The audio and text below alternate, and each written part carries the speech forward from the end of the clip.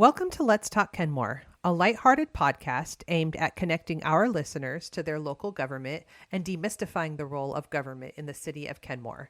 I am your host, Amber Clifton. In this episode, I speak with City Clerk Anastasiya Warhol and Deputy City Clerk Michelle Kang. Anastasiya and Michelle walk me through what to expect at a city council meeting. Please enjoy this episode of Let's Talk Kenmore.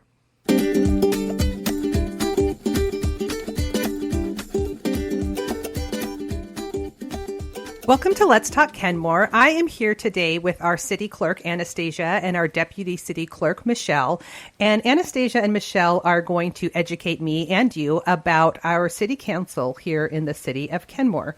Hi, Michelle. Hi, Anastasiya. Welcome to the show. Hi, Amber. Thank you for having us. Hi, Amber. Yeah, we're really happy to be here and hoping to be of service. Yes, I'm excited to learn. So can you just start off with explaining the purpose of a city council? Yeah, so as you know, the city council is comprised of people that Kenmore residents elected to serve them. And so we have 7 seats and 7 sitting council members. And if I had to boil it down, the very basic purpose of a city council meeting is to get stuff done. One thing that some people might not realize is the council has to work as a body, and they actually have very few opportunities to go through all of the work they need to do because everything needs to be done in a very transparent way. And those meetings have to be convened in front of the public. So when a council convenes, they have typically a very heavy agenda of all sorts of policy decisions, of budget approvals, lots of study sessions. You know, they just have things to do. And so we're kind of, when we're walking into a council meeting, we're sort of walking into a business meeting. And so when they convene, you're present, Michelle's present, the city manager is present. So what's sort of all of the moving parts and who's doing what during the city council meeting? Yeah, so the city manager is kind of like, the chief executive officer of a city. And his job is to take whatever policy direction the council gives. Think of the council as like a legislative branch, right? Whatever policy directives the council has, they kind of hand that over to the city manager. And then the city manager is responsible for essentially carrying through all of their wishes and whittling those down or distilling them into projects, initiatives, and then essentially directing all the staff that the city manager manages to do the work. And so the city manager is always present. We also see the city attorney because we want to make sure everything that we're doing is lawful and appropriate. We see key staff at a council meeting. And then the city council is there as the governing body to do the work. Now, on the side, you always see clerks. And the clerks have a couple of really important responsibilities. The most important one is to actually take note of what action is taking place. Like, what is the history here? What did they achieve as a body? We're not interested necessarily in individual opinions. We're interested in what kind of actions did the full council take. And so Michelle and I listen closely for what they're doing, and we memorialize that in minutes that become a part of the official history of the city of Kenmore. And then the other thing that we do is we really just support the choreography of the meeting itself. We make sure it's recorded. We make sure that the key people are there. We make sure the council has what they need to make the decisions that they need to make. We also make sure that the public feels comfortable and safe participating in their opportunity to speak during the council meeting. So a pretty important role. Is it required that both of you are at every meeting or just one of you? You will definitely always see 2 clerks present at the meeting. Like Anastasiya said, it is a choreography, something unique about Kenmore. And I think a lot of council meetings have around the area is that Kenmore has wanted to do a hybrid style meeting. Of course, our first and foremost council meetings are in person. Yeah, so Kenmore tries to provide as much support as possible to our public and our council. And one of the things that's unique about Kenmore, but not necessarily unique about this area is that we try to offer a hybrid meeting option where we run a concurrent virtual meeting for people to participate and view, and also the primary feature, which is, of course, meet us in the council chambers on site anytime there's a council meeting. And in order to sustain those two and do it well and really make it accessible to the public, we've just determined that we need two clerks. And it's a dance, it's really a dance. There are a lot of moving pieces, and Michelle and I work hard to try to make everybody feel like it's a productive meeting and that everyone feels welcome there. Do you each have distinct roles, or are you each do you take turns doing different things in the meeting, or do you always have sort of your post of like, Anastasia's here, Michelle is here, and this is what we do? I feel like with any team, and I will say that Michelle is an incredible teammate, with any team, you kind of figure out your own routine and what works for you. But what's important to us is that we're both very cross-trained. Mm-hmm. And we can do all the elements. We can support all the essential functions of a meeting, but where that lands on every different meeting, every meeting has its own style and flavor. And so what we do is we just kind of are fluid and we move with what's necessary. Yeah. So I know that the meetings end up on YouTube later, but is it YouTube live? Like if you just want to be watching the meeting, but you don't want to speak? Yeah, so you can definitely watch virtually on two different ways. We have our Zoom link available to you, and you can join that way just to watch. You don't necessarily have to participate that way, but yes, on our city's YouTube channel, you can definitely just watch that way through our live stream as well. But if you wanted to give public comment, whether it be virtual or in person, what would be the process for that? So in person, you would just come to the council chambers the day of, and there's going to be a sign-up sheet at the front door, and you sign up for the public comments that way. If you want to sign up for public comment virtually, and we have that component available for you, that is a little bit different for signing up. That requires you to do something in advance, which is just signing up on our virtual public comment form, which is available to you about a week in advance.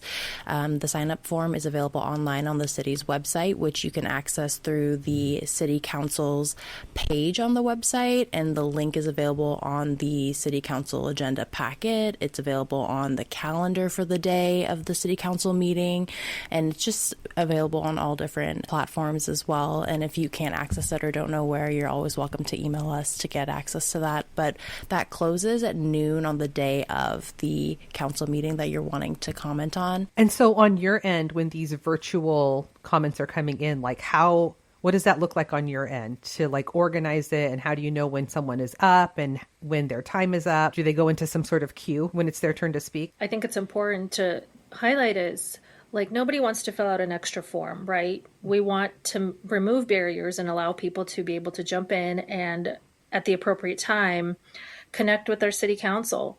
And so I have gotten this question of like, why the form, right? Mm-hmm. Why bother for virtual participation? And I just do want to highlight like the kind of environment we're in with technology advancing at such a rapid pace and the introduction of AI. The reality is that we actually do have to put an extra security measure in place to weed out bots, weed out bad actors, and to be protective of that kind of sacred space and the limited opportunities that members of the public have to engage with their council members. And so what the form does, it allows us to screen out non-humans, and we do verify that the people, who want to speak are like flesh, they're people, yeah. They're live, right? And they kind of confirm that they intend to talk. And so, then they go in a list, and it's fairly easy from there. But it is kind of like a necessary step for us on the virtual side. Now, if you walk into City Hall and it's a council meeting, there's no form to fill out. There's no registration when you're on site. But for the virtual piece, there's just more dangers out there. And we don't care we don't screen for the content. That's not something we look at. They can speak on anything that's important to them during public comment. Yeah. So, and then the timing question, timings have varied in the past. Like how much time is a person allocated and for what reason? And right now that directive is memorialized in the council rules. The council has their own rules of procedure that they abide by. It's something that they agree to. And that allows each public comment speaker 3 minutes to speak on a subject of their choosing. And in the past, that's varied, right? But right now it's a 3-minute limit.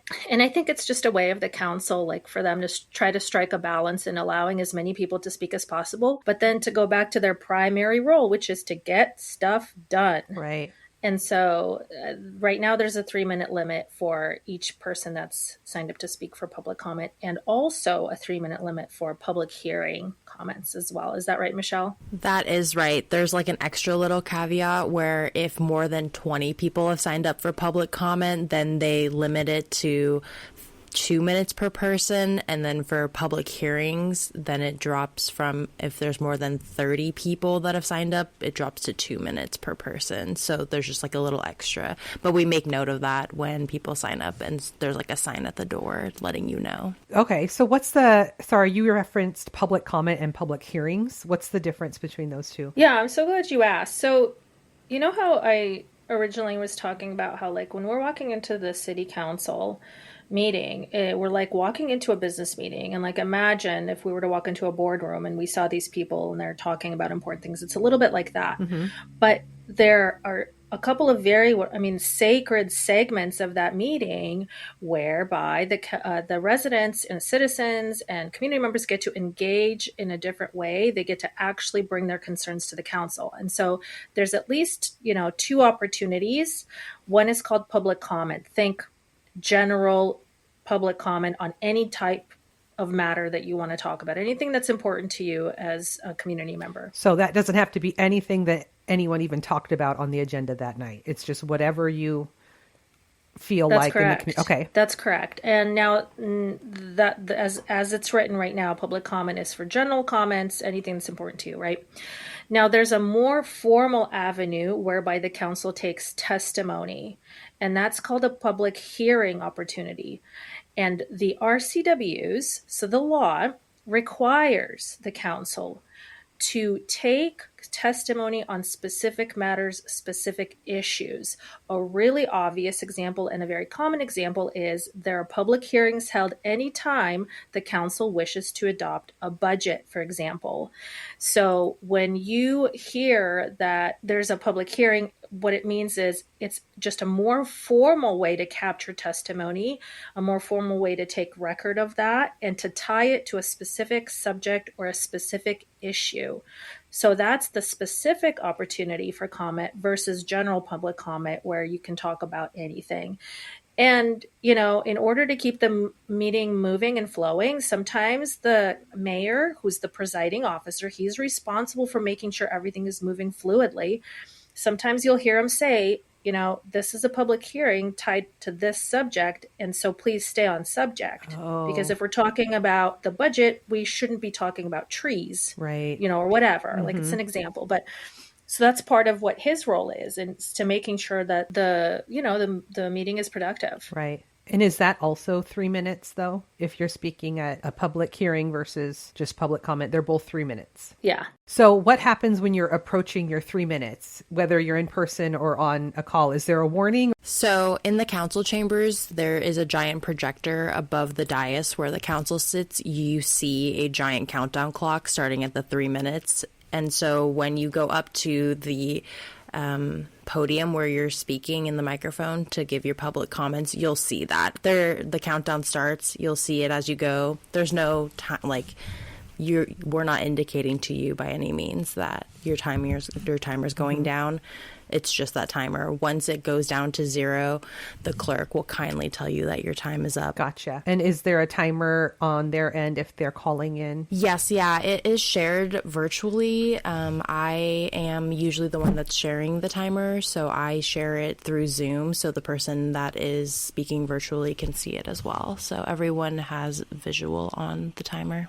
That's good to know. So during these public comments, you don't see the council answering questions that people might bring up during their commenting. Why is that? Yeah, you bring up kind of like a common question and something that sometimes gives people pause or is a little bit dissatisfying. One of the reasons is because the council has neither the information nor the time to respond to any kind of inquiries that come in from the podium. And so it's really a one-way opportunity for the council to hear what the concerns are. This isn't an opportunity for dialogue. That's not the time or the place for that. It's a very formal business meeting of the council to get work done. So when community members come, they get to share their concerns, but the council will not engage in conversation. Now, what they might do is they might take note of the kinds of themes that they're hearing and then make a directive to the city manager to respond in some form or fashion at a later date or near, in real time. But you won't see a back and forth conversation between the council members and the public because it wouldn't be productive for this type of business meeting.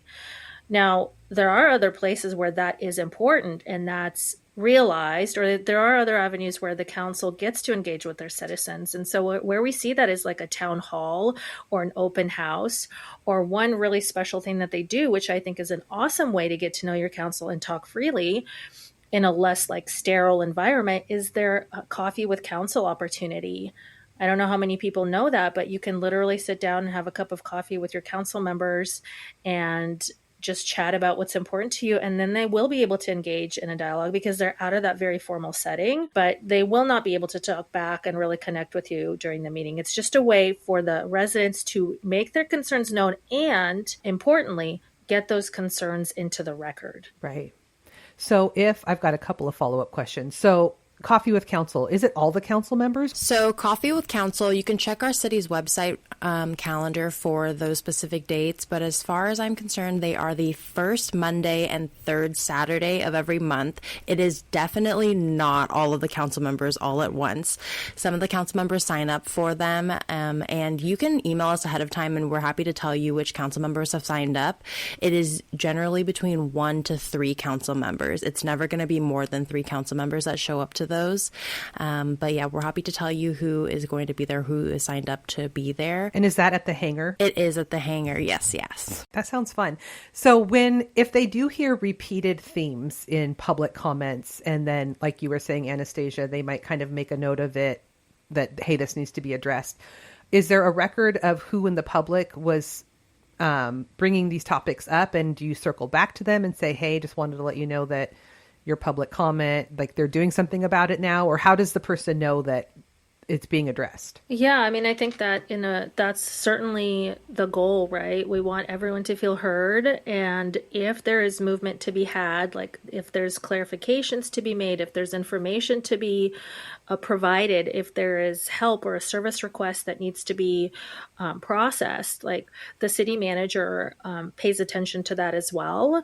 And then he directs his staff to respond in various ways. And we see that all the time. Sometimes we have residents come in and they're really curious about something, or they have a concern, and, the city manager will route that concern to the right department, and a department head will reach out individually to the person that was speaking at the meeting. And sometimes the council wishes to discuss an issue in a broader way that's brought before them. And so what you might see sometimes is that there's a concern, and it's a big and broad enough concern that the council wants to openly talk about it. And the way you see that is you see that displayed in a future council agenda.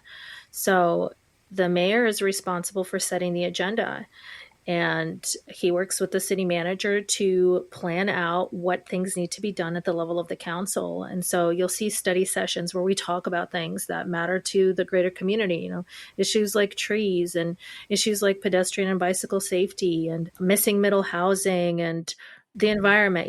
That's the whole point, is that we have a robust agenda and an important opportunity for the council to discuss these things openly and then to take action on them when needed. Gotcha. Yeah, very cool. Okay, so let's talk about executive sessions. What are they? Why are they behind closed doors? What's going on in there? Yeah, I think that Michelle and I are both smiling because out of all the things that are very confusing, I think executive sessions are the most misunderstood. So executive sessions, Michelle, can you define what those look like for us? Executive sessions are confidential sessions of the council, and you'll note that we put them stated as confidential sessions of the council on our council agenda packets. And like Amber, you said, they are closed door sessions, and you'll note that when you show up to the council chambers and you come in the middle of an executive session, council members are nowhere to be seen because they are behind that closed door. They are one of the very few instances where you will not see the council members at the dais. And in fact, they are behind that closed door in the executive meeting room talking about city business, where you as members of the public do not get to know what they're discussing. And like I said, in very few instances, even members of the staff, members of the public don't get to know what they're discussing. And the only way we get to know the details of what they're discussing is through the RCW that we list out in the council agenda. And the RCW that we list gives you just a brief description of the exception to which they're allowed to discuss in private. So not even the topic is known. I guess the category or the topic is known, but that's about it. So some examples, and these should be very logical if we are able to really think through them. One example is litigation and legal matters. That's not something that a group of people responsible for running an entire city should be discussing openly, right? There's risk associated with that. It's not appropriate. They need to be able to confer with their attorneys and discuss nuances related to any litigation privately. Another example is if they're interested in buying a piece of real estate, considering the acquisition of real estate is also an appropriate opportunity for them to convene privately in an executive session to talk about those things and to come up with a strategy or negotiate those things, and not in a recorded open forum for the whole world to see. So those are just some examples that you'll note. And the good news is that we will always tell you what the category is. They're discussing this kind of general topic. And when the council is done negotiating, deliberating, talking with the attorney or the appropriate staff, any formal action that they want to take on that, they're going to have to do it in open session anyway. So they can't make a formal decision in a closed session. Gotcha. They can only discuss things. They can strategize. They can negotiate. But once they're out of the executive session, a formal action has to be done openly in front of everyone and memorialized in the history books, in the minutes. Mm-hmm. And so that's why you'll see sometimes they're going to come out of an executive session and someone will make a motion. And the motion will tell us what they decided to do. Exactly like jury deliberations are private. The verdict is in open court. So just like that. That's right. Okay, that's good to know. So are there ever topics where it's is it very, very clear what's going to be in an executive session, or are there times where it needs to be sort of discussed whether it should or should not be? I mean, I think Michelle talked about this. The RCWs really answer the question for us. They have very specific language and very specific categories. And if what they're trying to discuss doesn't fall into those categories, then it has to be done in open session. And we use that's sort of a pre-subscribed thing. There's not a lot of stylistic liberty, Right. And there's definitely no cloaking. There's no manipulating the language. It's very specific per RCW. And that's, the council is very cautious and wants to do this appropriately. And if there's no reason that allows them to meet secretly, they won't do it. Gotcha. Do either of you off the top of your head have just a frequently asked question, or what's the most common misunderstood thing that the public has about city council and council meeting? I guess the big surprises for people, especially first timers, is just that moment where you finally decide to go into this very formal setting and it's nerve-wracking, but you come before the council and you speak at the podium and you sort of expect an answer or an affirmation or an I hear you. And it is a shock sometimes when people realize that the council will not engage with them. And that is a big surprise for people.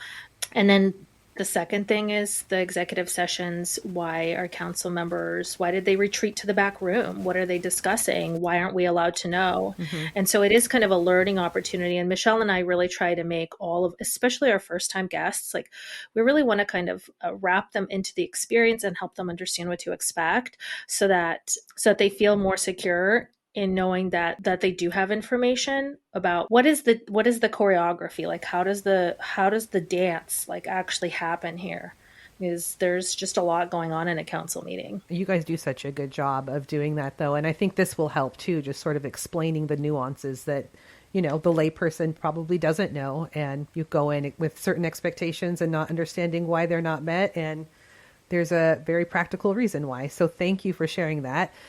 Anything else that either of you want the public to know about City Council? I mean, I think that Michelle is naturally really good at this, and it's something that we try to do is we try to make people feel welcome, but we also try to help them interpret a council agenda because it's got its own jargon and it's got its own buckets and sections, and specifically highlighting what I'm calling those sacred moments, those opportunities for the community members to get up and actually speak and say their word and get that into the record. It's important for us to do that. And Michelle and I, one thing that we talk about privately is we never want the chambers to feel like a DMV. We don't want it to feel so sterile and so overwhelming that people feel like it's not a productive use of their time. Mm-hmm. And so we're there to help. If you see the clerks, we're there to help you understand and help navigate those couple of hours of their precious time. I will say that if it is your first time coming to the council chambers, like Anastasia said, it can be daunting. Feel free to come find us. We are at the front left of the dais. We would love to say hi to you. We are pretty good about kind of eyeing and seeing people and kind of recognizing if it is your first time, because we are always there. We do recognize our frequent flyers and the people that come often, so we have a good eye for people that we don't regularly see, and we, like Anastasia said, can try to put people at ease and introduce ourselves at least. But if we don't spot you, feel free to come say hi to us, and we do our best to help you before we start the choreography and before we get in the zone for the council meetings. Yeah, and I think if people knew ahead of time that it would be, it'll be comfortable, it'll be okay, people might be more inclined to go. So that's really valuable information. Both of you are so valuable to the city. I appreciate you. If you don't want to be on camera, my suggestion is to don't sit in the front row. The back of your head will accidentally be on camera. Maybe sit in the back 2 rows. That is my suggestion for you. Anastasia loves to pan the camera out. Maybe don't sit in the first 2 rows. I have so much power as the clerk. I can pan the one tiny camera we have in those chambers. Yeah, I would say too that, remember, this is an opportunity to engage with your council, but it is the most formal opportunity. And I just want to remind people that council members always want to hear from their constituents. We have an exceptional group of council members, and as a body, they are doing tremendous work. And you can email them directly. All of their email addresses are on the website. You can try to catch them for coffee with council.